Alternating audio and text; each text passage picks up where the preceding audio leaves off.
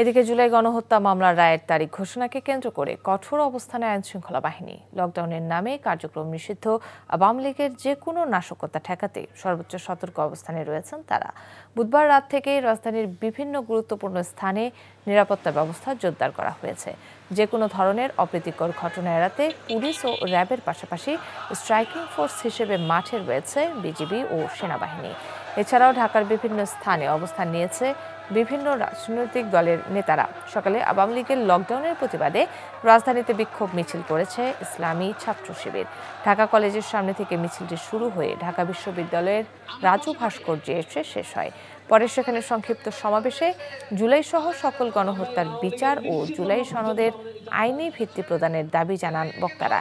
এদিকে বুধবার রাতেও রাজধানীর বেশ কয়েকটি স্থানে ককটেল বিস্ফোরণ ও বাসে অগ্নিসংযোগের ঘটনা ঘটেছে। শেখ হাসিনার বিরুদ্ধে জুলাই গণহত্যা মামলায় রায়ের তারিখ ঘোষণাকে কেন্দ্র করে আইনশৃঙ্খলা পরিস্থিতি জানতে চাচ্ছি সিনিয়র করেসপন্ডেন্ট আপেল শাহরিয়ারের কাছে। আপেল, রাজধানীতে আইনশৃঙ্খলা বাহিনীর তৎপরতা কেমন দেখছেন?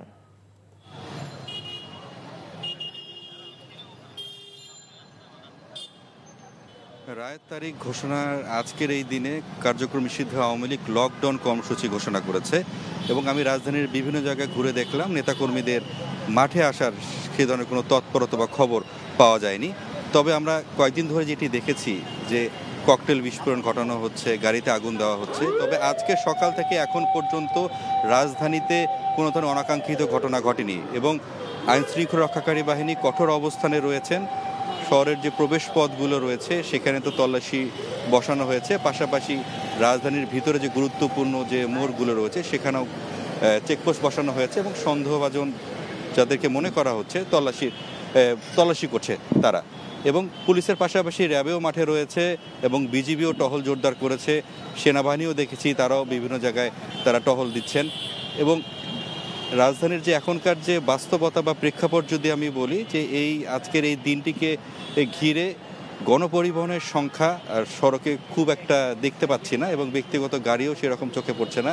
তবে সকালবেলা যে চিত্র ছিল মানুষের উপস্থিতি কিছুটা কম ছিল বাইরে, তবে বেলা বাড়ার সঙ্গে সঙ্গে সেই সংখ্যাটাও বাড়ছে এবং সাধারণ মানুষ বেশ কয়েকজনের সঙ্গে কথা বললাম, তারা যেটি বলছেন যে এখনকার যে একটি পরিবেশ তৈরি করা হচ্ছে, অর্থাৎ আন্দোলন করে সহিংসতার মাধ্যমে দাবি আদায় কোনোভাবে যুক্তিসঙ্গত কোনো কথা নয়।